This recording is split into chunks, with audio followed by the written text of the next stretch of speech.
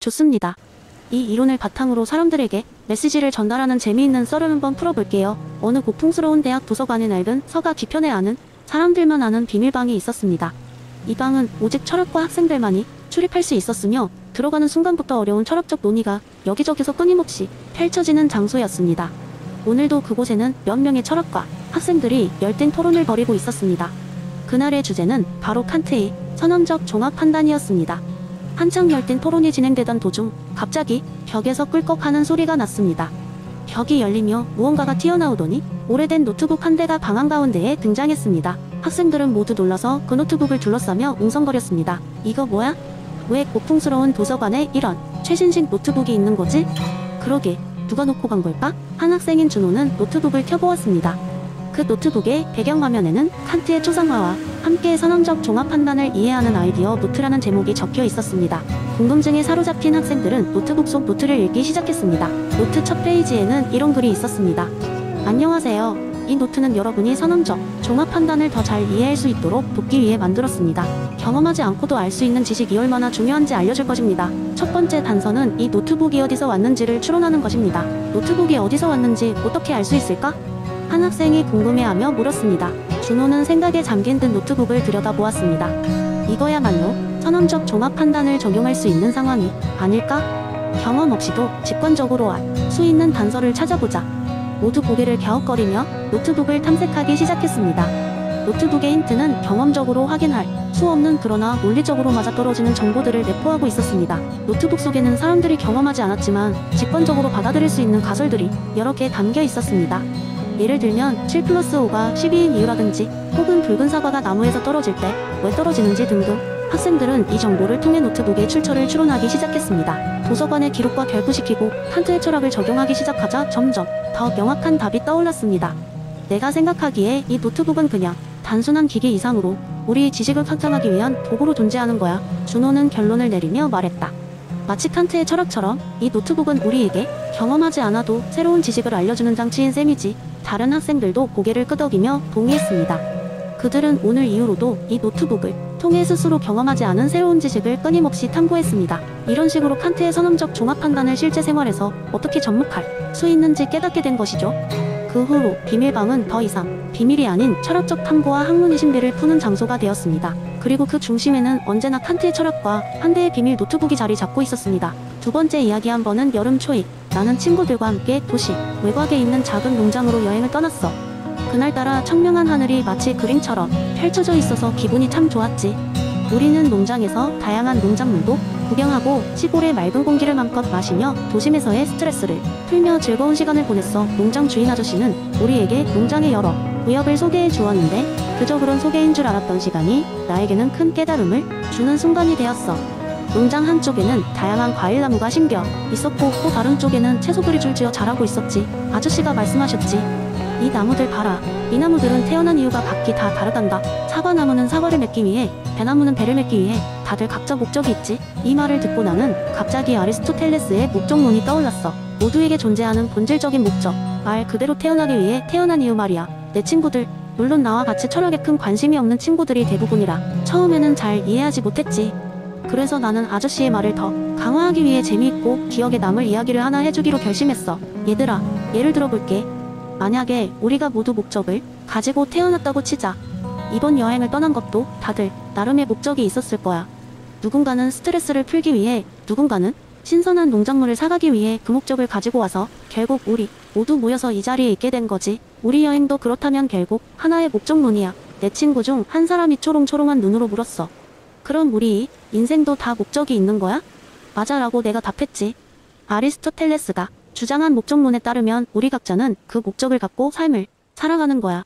어떤 사람은 지식을 추구하고 어떤 사람은 예술을 창조하며 즐거움을 얻고 또 어떤 사람은 다른 사람들을 돕는 일을 통해 삶의 의미를 찾지. 그 일을 통해 우리는 우리의 목적을 실현하는 거지. 그 말을 듣고 친구는 잠시 생각에 잠겼다가 말했어. 그러면 나도 내 인생에서 어떤 목적이 있는지 찾는 것이 중요하겠네. 그렇지. 농장에서 다양한 나무들이 자라는 모습처럼 우리의 인생도 각자의 목적을 실현하는 과정이야. 사과나무가 사과를 맺기 위해 열심히 자라는 것처럼 우리도 인생의 목적을 찾아 그 목적을 향해 나아가는 과정이지. 그날 밤 농장에서 함께 모닥불을 피우고 각자의 이야기를 나누면서 모두가 각자의 목적을 다시 한번 생각해보게 되었어. 그동안 잊고 있던 목표들, 꿈들하고 싶었던 일들이 떠오르며 마음이 따뜻해지더라. 아리스토텔레스의 목적론은 그렇게 농장의 한 자락에서 우리와 함께 밤하늘 아래 숨쉬고 있었던 거야. 우리가 각자 어떤 목적을 가지고 있는지, 그리고 그 목적을 실현해 나가는 일이 얼마나 중요한지를 말이야. 결국 그 여행은 나와 친구들에게 많은 것을 깨닫게 해주었어.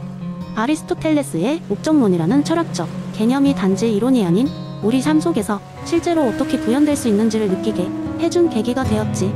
인생의 목적을 찾고 그것을 실현하기 위해 살아가는 것이 얼마나 중요한지 깨달으며 우리는 다시 일상으로 돌아왔어. 그 후로 서로의 목표를 응원하며 삶을 더욱 의미있게 살아가고자 노력하고 있지. 이처럼 목적론은 단지 철학 강의실에서만 존재하는 개념이 아닌 우리의 인생 곳곳에서 반짝이는 보석 같은 존재야. 우리 모두 각자의 목적을 가지고 태어나고 그 목적을 향해 나아가는 여정을 살아가는 것이지. 그리고 그렇게 살아가는 우리 모두가 그 나무들과 다를 바 없이 아름답고 고귀한 존재임을 잊지 말자고. 세 번째 이야기. 옛날 옛적 자유가 지배하는 도시 리베르타스가 있었어요. 이 도시는 존 스튜어트 밀의 타격 원칙에 따라 통치되고 있었습니다. 주민들은 각자의 자유를 최대한 누리며 행복하게 살았죠. 거기엔 루카라고 불리는 한 남자가 살고 있었어요. 루카는 이 도시에서 제일 가는 연극 배우로 유명했습니다. 연극을 사랑하는 루카에게는 독특한 취미가 하나 있었습니다. 그는 매일 새벽 공원에서 특이한 연극을 혼자서 선보이곤 했습니다. 그 연극은 정말 보기 드물었는데 길가에 놓인 커다란 돌을 잡고 춤추듯 밀고 나가며 동종 소리를 지르거나 갑자기 멈추어 비극적인 표정을 짓는 것이었습니다. 공원 근처에 사는 사람들은 그의 행동을 재미있다고 여겼지만 가끔은 그 소음 때문에 잠을 이루지 못하기도 했어요.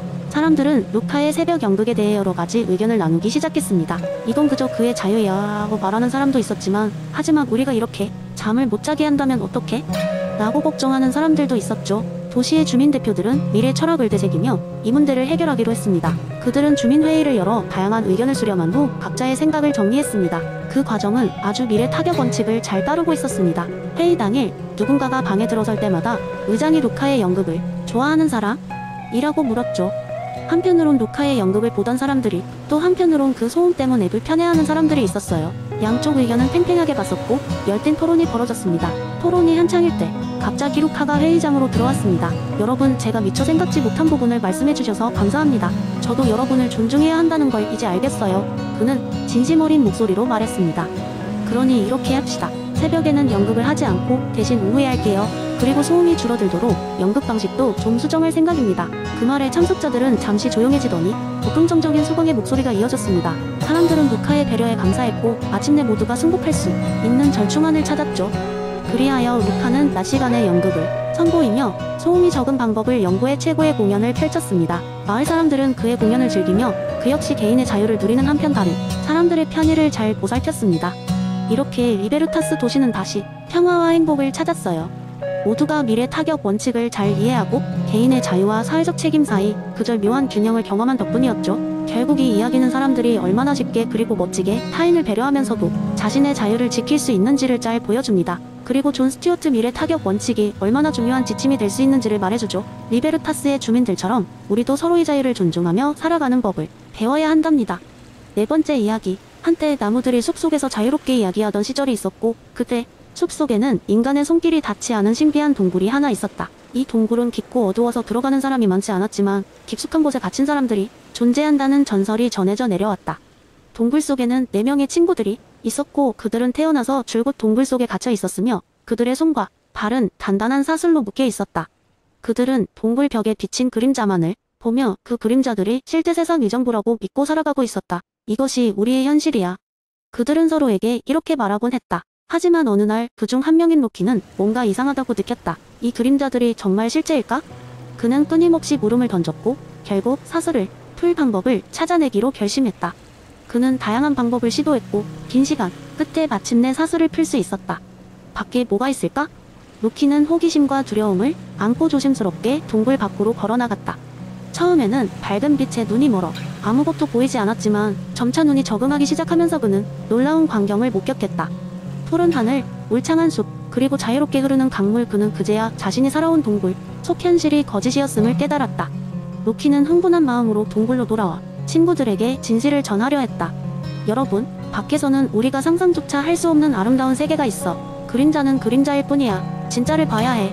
하지만 친구들은 로키의 이야기를 믿지 않았다. 로키, 너 미쳤어? 우리가 항상 여기서 살아왔잖아. 그림자가 현실이야. 그들은 로키를 조롱하기 시작했다. 로키는 실망했지만 포기하지 않았다. 그는 더 많은 친구들을 설득하려 했고 계속해서 진실을 전하려 노력했다. 시간이 흐르면서 점점 더 많은 친구들이 로키의 말에 관심을 갖기 시작했다. 결국 2명의 친구들이 용기를 내어 로키와 함께 동굴 밖으로 나갔다. 그들은 처음엔 두려움에 떨었지만 곧 눈부신 빛과 아름다운 현실에 감탄하게 되었다.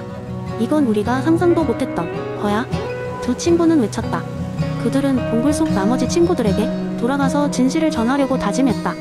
이로써 처음에는 믿지 않았던 친구들도 차츰 설득되었고 마침내 모두가 자유롭고 찬란한 세상을 경험하게 되었다. 동굴을 벗어난 친구들은 이제 더 이상 그림자에 속지 않고 자신들의 눈으로 직접 세상을 바라볼 수 있도록 서로를 격려했다. 그들은 함께 새로운 모험을 시작하며 이제까지의 좁은 시야에서 벗어나 더 넓고 깊은 진리에 닿을 수 있도록 늘 탐구하며 살아가게 되었다. 이 이야기는 동굴의 비유가 겉으로 보기엔 단순한 이야기에 불과하지만 사실 우리가 일상에서 쉽게 놓치는 많은 진리들을 상징하고 있음을 일깨워준다. 때로는 우리가 알고 있는 현실이 진정한 현실이 아닐 수 있다는 사실을 깨닫는 것, 그것이야말로 진정한 이데아를 향한 첫 걸음이 아닐까?